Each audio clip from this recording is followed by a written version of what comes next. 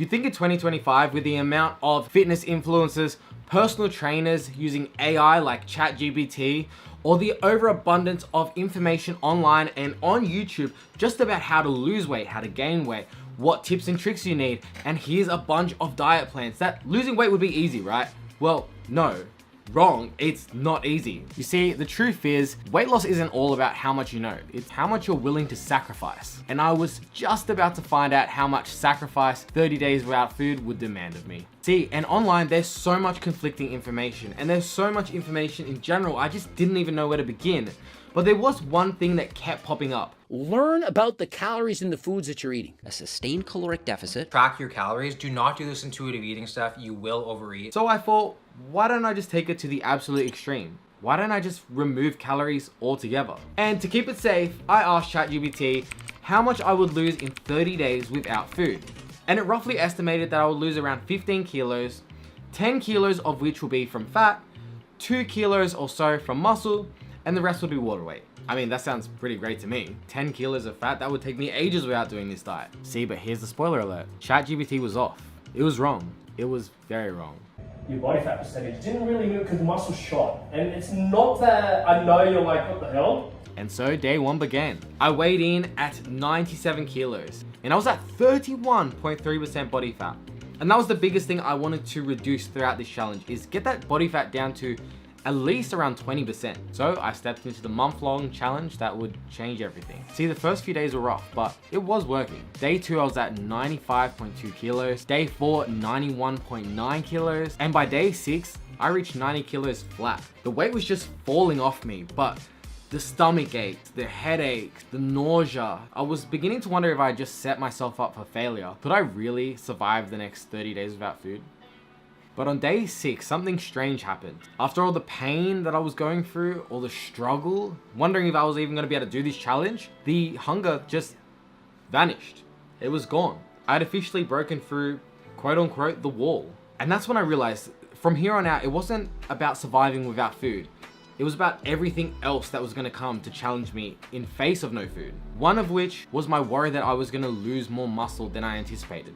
So once again, I returned to ChatGPT, I gave it all my information, and this is what it spat out. ChatGPT said that weight training was going to be crucial if I was going to maintain any of the muscle that I had gained over the last few years of casually going to the gym. So on day 8, I finally returned to the gym, getting back into working out 5 to 6 times per week. Go!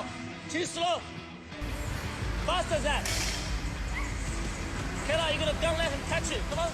I mean, it was tough. I felt slow, everything felt heavy. Literally everything felt heavy. And as I was working out, it felt like I was moving through water. I just had this resistance on my body that I'd never really felt before. But I mean, if I wanted to come out of this leaner, not just smaller, I had to fight for my muscle. So that's exactly what I did. Thankfully, this is where the promise of the premise started to pay off. The weight kept dropping. Day 10, 88.1 kilos. Day 14, 87 kilos. And on day 15, I was 11 kilos down since the start of my journey. I mean, I should have felt unstoppable at this point, but it sort of introduced new challenges to me.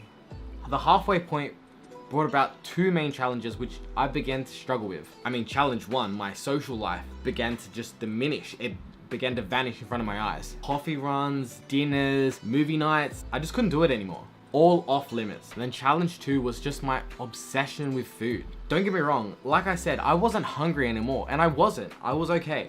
But I started becoming obsessed with food. Like obsessed.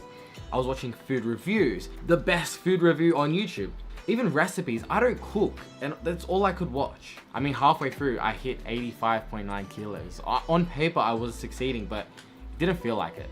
It didn't feel like succeeding anymore. This wasn't just a diet anymore. By day 20, I felt like the walls were coming in and my mental strength was cracking at the seams. I couldn't really hold on much longer. And by day 25, nearing the end of the challenge, I was at 82.4 kilos. I felt physically frail, I felt emotionally drained. My whole day was just becoming around avoiding food, but then I'd sit at my computer desk and just watch hours and hours of endless food content. It never made sense. Day 25 to day 29.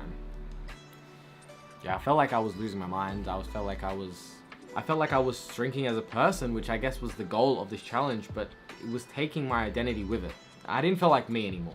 I kept asking myself, is it worth it? Am I doing the right thing? Am I losing the weight from where I want to lose it? Was this even worth it? Am I doing this just for a YouTube video, or am I doing this for myself? And that question kept going back and forth. I was like, I don't know anymore. But just as I was nearing the point where I felt like I was gonna crack and collapse or break down, we hit day 30 and I hit 81.2 kilos. I felt slim, my clothes fit better, and honestly, I was excited to go get my DEXA scan. See, the funniest part is this whole thing was about how excited I was to eat again. Yet the thing I was most excited about once I hit day 30 was to get my DEXA scan and get my results. It wasn't even about eating anymore. See, on the scale, you can hide things. You can hide where the weight loss is coming from, but the DEXA scan was gonna show everything, and it did. It did. It showed. Alright, not gonna lie, I did a thing. What did you do? I haven't eaten for the last 30 days.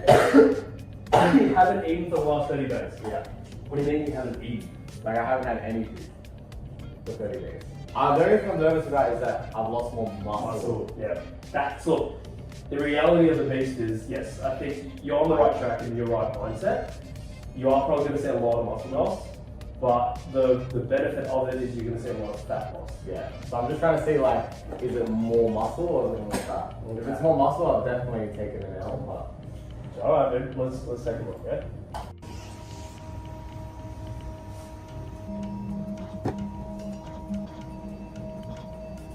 Okay, whoa, yeah, you went to 81.8. Sounds about right? Yeah. So, what's happened? You went from 97 kilos to 81.8. Your body fat percentage didn't really move because the muscle shot. And it's not that, I know you're like, what the hell? This is where your next phase is to get that to 25. And I'll show you how it's going to work. Right. Because you've dropped your fat from 30.3 to 23.0. You've dropped about 6.5 kilos. Yeah, right. The only reason why that hasn't moved to that extreme is because that rocketed as well. Okay. 63.3 to 54.7. Right. If you build that back up to 57, 58, and that stayed at 23, that's at 23, 22%. Right. Do you see what I mean? Yeah. It's okay to jump back up and wait, not to 97. I think you're a clean 86, 87. Yeah. If you can get to 87, you'll be laughing. Because I bet you that's not fat coming back up. It's all muscle, and because you're not Right. eating, you're not refueling anything. Right, so the muscle jumps up, the body fat is 100%. Yeah, the DEXA scan told the truth. It told the truth. Starting at day 1, I was 97 kilos and at 31.3% body fat. Coming to the end, day 30, I was 81.2 kilos. Body fat wise, the biggest shock of this entire challenge was I only dropped nearly 3% at the most. I was at 29.2% body fat. That wasn't near my goal of 20% at all. 30 days without eating, I would have assumed I would have lost more. So fat loss, 6.5 kilos, which is fantastic. I mean, I lost over 15 kilos from this whole journey, but when I say 6.5 kilos of fat and you realize there's a lot more left, what was the rest of the weight loss? Part that sucks. Muscle loss, 8.25 kilos lost.